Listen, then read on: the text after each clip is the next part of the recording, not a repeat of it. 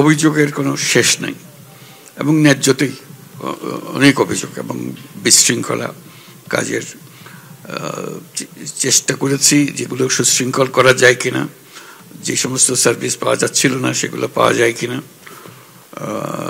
উনি রাত দিন এটার পেছনে লেগে আছেন, প্রফেসর আসিফ নজরুল উপদেষ্টা, উনি ওনার দৌড়ঝাঁপ এটার পেছনেই রয়েছে সারাক্ষণ।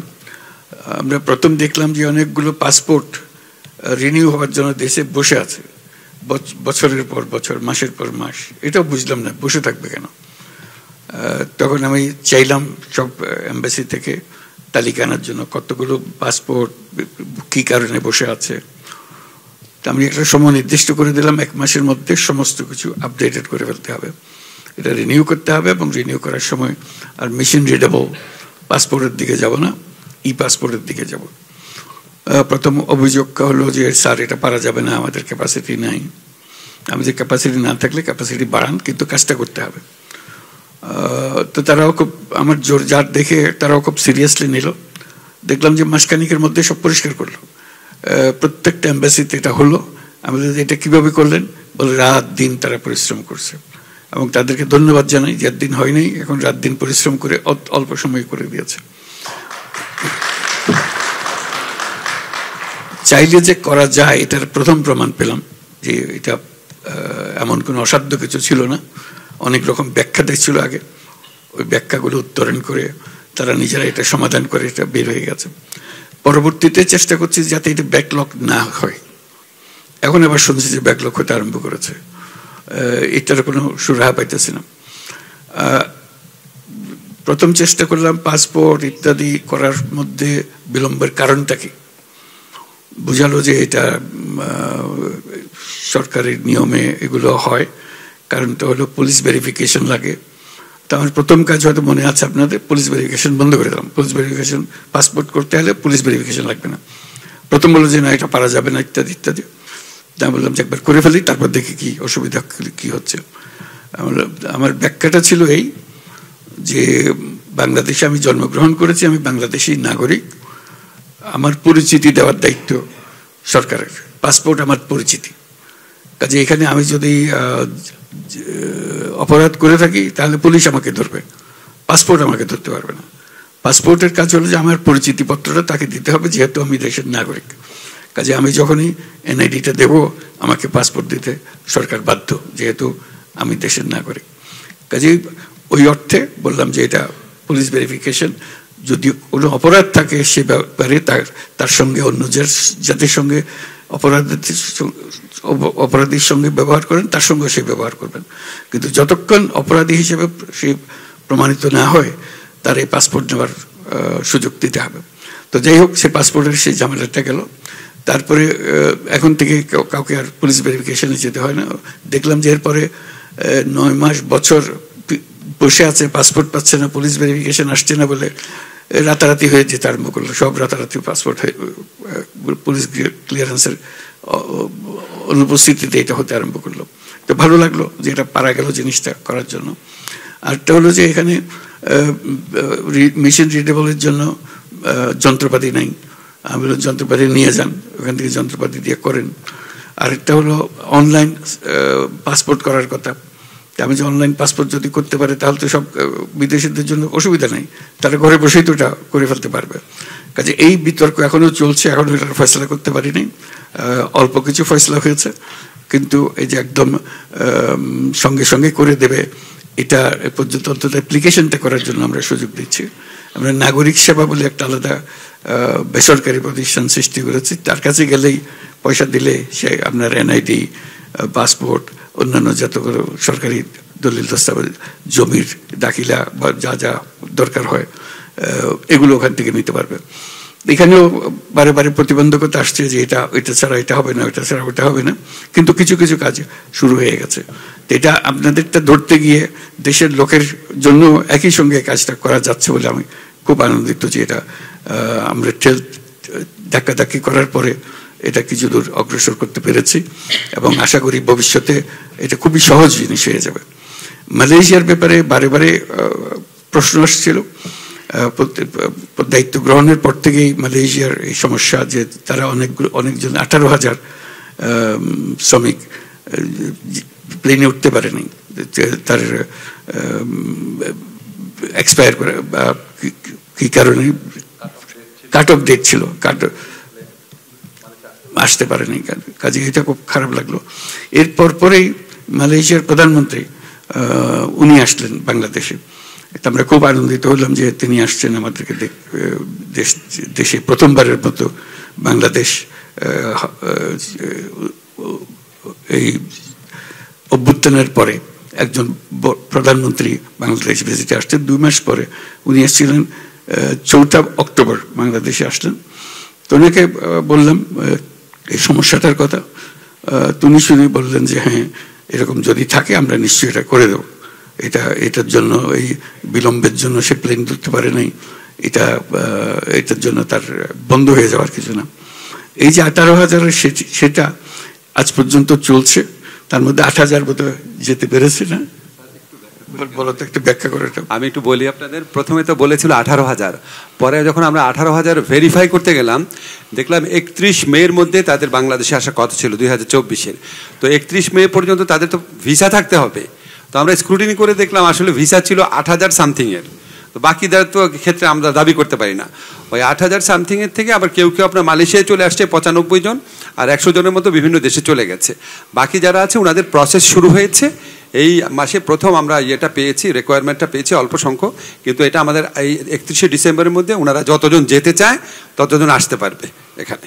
যে আপনাকে ব্যাখ্যা করার কারণটা হলো যে এই যে 1 বছর আগে শুরু হয়েছে, এটা এখনো ছাড়া হয়নি। এখানে এসে আবার পার্সু করছি আমরা বাকি জন কখন যেতে পারবে, এটা পরিষ্কার হয়ে গেছে এখন। বাকি 18,000 সবাই যাবে। প্রথম মনে হয়েছিল 18,000 থেকে 8,000 নেবে আর বাকিদের নেবে না, বলছে না 18,000 আমরা প্রত্যেককে নেব, কেউ বাদ যাবে না।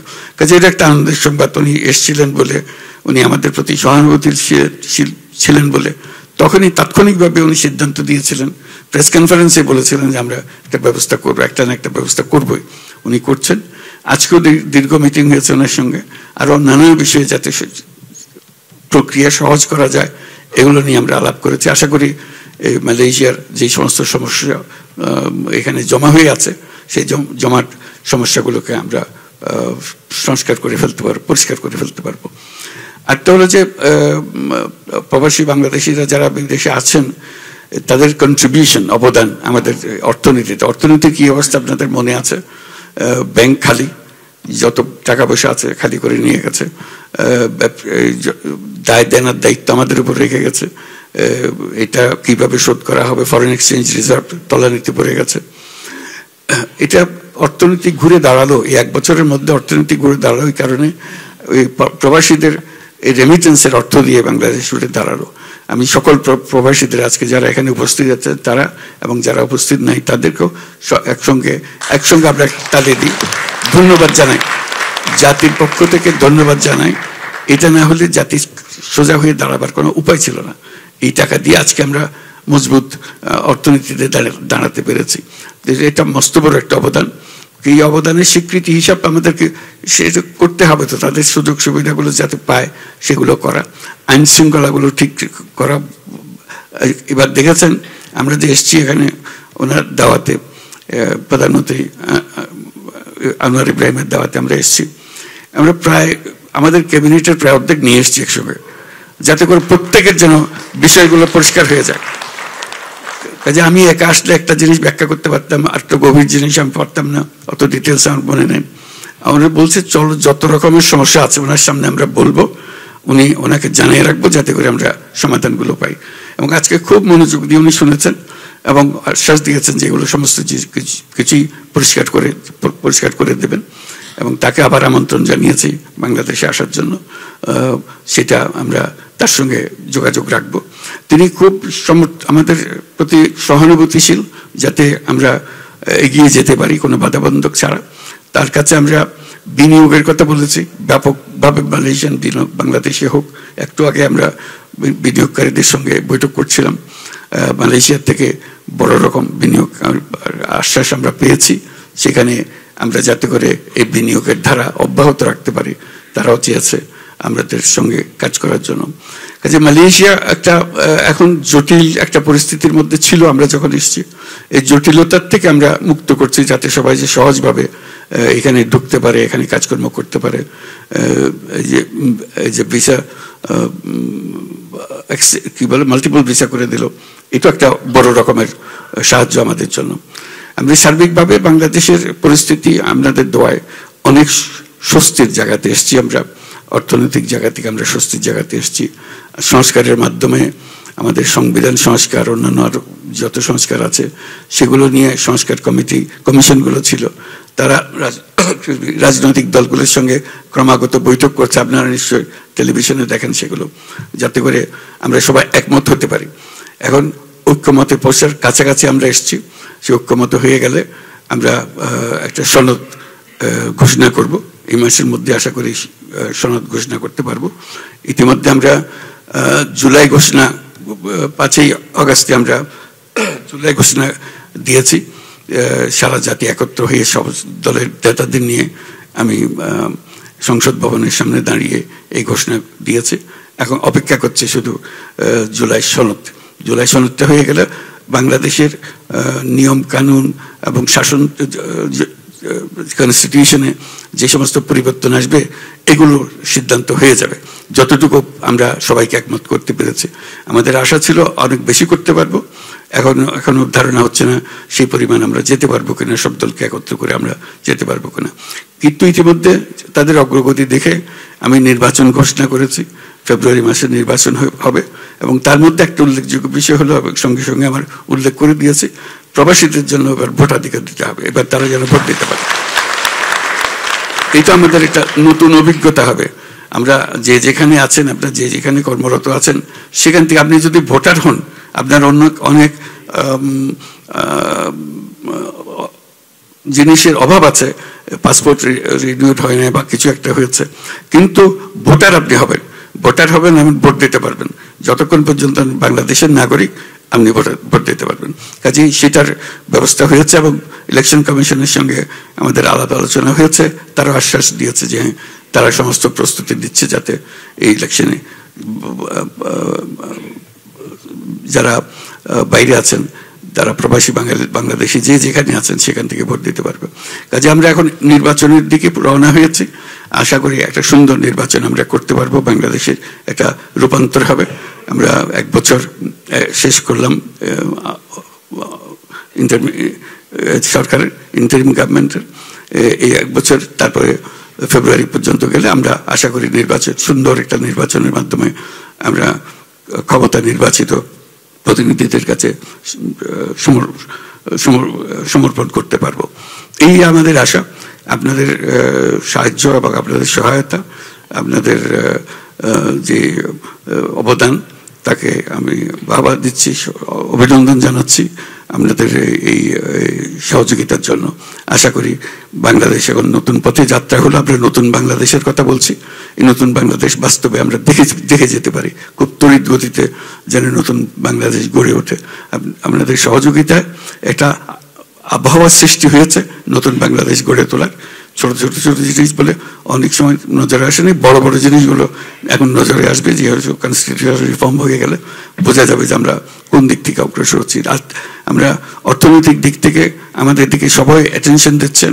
আমরা বিভিন্ন দেশের ইনভেস্টরদের আহ্বান জানাচ্ছি তারা যেন আমাদের এখানে বিনিয়োগ করেন এবং আমরা ভালো সমর্থন তাদের কাছে পাচ্ছি। আশা করি আপনাদের সহযোগিতায় আমরা বাকি পথটুকু সুন্দরভাবে এগিয়ে যেতে পারবো। সবাইকে ধন্যবাদ।